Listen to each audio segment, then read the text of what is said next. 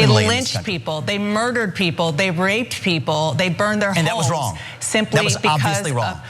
Wrong. Okay, so again, that is obviously a wrong thing. If you want to have an intellectual discussion, do you think that maybe comparing her to the Grand Wizard and the notion of what she said to being a modern leader of the KKK was maybe a step too far? This Vivek guy, he's Alex Jones 2.0.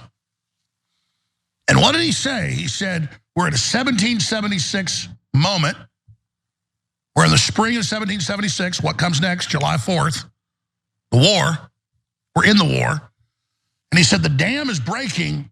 The question is, who directs it? My concern, Charlie, is unless we reconcile ourselves with what the truth of the matter was that led to January 6th, that's really just going to be a friendly preview of what's to come in this country. January 6th was the culmination of what you see when a culture censors people from speaking, when a government repeatedly tells people, and I'm talking about the administrative state here, not the elected government, tells people to shut up, sit down, and do as they're told. You were told that you had to take a vaccine when normally, and by the way, I've been in biotech, you have to take 10 years to develop a medicine for the public to believe that it's safe and effective. You can't even choose to take one that hasn't been through that. And yet here, something that went through the process in less than 1 year, you couldn't choose not to take it. On the eve of that election, the most damning story about one of the two candidates, Biden, his son, and being compromised financially by our enemies, from Ukraine, from China in the case of an enemy, to Ukraine in the case of a corrupt actor, is had to be suppressed. You couldn't even send that on your social media accounts to individual people without being silenced. When he says January 6th happened because of Hunter Biden's laptop, cuckoo.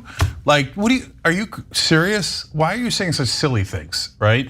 So on the other hand, when he says they have massive grievances and that's why they couldn't take it anymore and it exploded into this, basically, he's not saying it's a riot, but it was definitely a riot and obviously they broke in. That part is correct. Now, are their grievances justified? Well, that breaks into two different categories. In my estimation, I think there were some people who thought, no, we're the white right-wingers, we always rule. And this isn't, that's not your America, it's my America. And I'm going to take it back. For them, the idea that someone that isn't on their side won is inconceivable. But there's also a giant group of them that have legitimate grievances. Is it like the Republican Trump grievances? No, it's just this system sucks. It's crushed our wages, it's crushed our jobs, it's crushed our dignity. And it is because of the rampant corruption in government where corporations are just flat out allowed to buy almost every politician there is. Do you get the sense as you travel the country, talk to people, speak, that we're on it feels like we're on the cusp of chaos?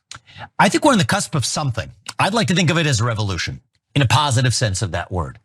I think that, I try to be an optimist at times. Do you feel like this is? Oh, there's something going on. I mean, I think we're like in a 1775, spring of 1776 moment in this country, actually. I think that people are hungry. Now, the form I want to see it play out in is reviving those shared ideals that unite us, that set the nation into motion in 1776, that I think are innate to our nature as human beings, as Americans. I've seen countless Republicans say 1776 Second Amendment rights, 1776 you have to fight government tyranny, 1776 don't tread on me. This all pushes and pushes and pushes towards violence. But Vivek didn't say violence. And because he's smart and he's threading the needle. And if you said to him on CNN or somewhere else, 1776, are you saying violence? He'll say, I got you. I never said violence. I never said violence. In fact, I said when I was talking to him that it was political and I hope we don't get there, etc. But I said 1776 28 times until Alex Jones's fans thought I meant war. And so I get their votes and I get to have plausible deniability. So he does that all the time. And if you notice him, like this guy's, he's a careerist, okay? And I can relate. As a young immigrant, you're told, get ahead, get ahead, get ahead. And I see it in him so much. So he's copying the style of Obama and the rhetoric and substance of Trump. And you see him in the speech, he almost talks like Obama, but he says Trumpian things. Anna Presley, she's in the Congress today. She's a member of the Squad. Her words, not mine. We don't want any more black faces that don't want to be a black voice. We don't want any more brown faces that don't want to be a brown voice. Literally word for word. I'm not putting any words in anybody's mouth. Ibram Kendi wrote the book, How to Be an Anti-Racist. I wrote Woke Inc. It was a pretty successful book. His sold more copies than mine. Here's what it says. Opening lines. The remedy to past discrimination is present discrimination. The remedy to present discrimination is future discrimination. So the other side will gaslight you when you say this stuff. It's like, oh, you're just making that critical race theory stuff up. No. These aren't my words. These are the words of the modern grand wizards of the modern KKK. These Republican politicians actually ruin it for conservatives because they're trying to do something different than what your priorities are. Your priorities are to live a normal life and get along, etc., right? But his priority is to get attention. So he puts a KKK line in there, and then that destroys his point.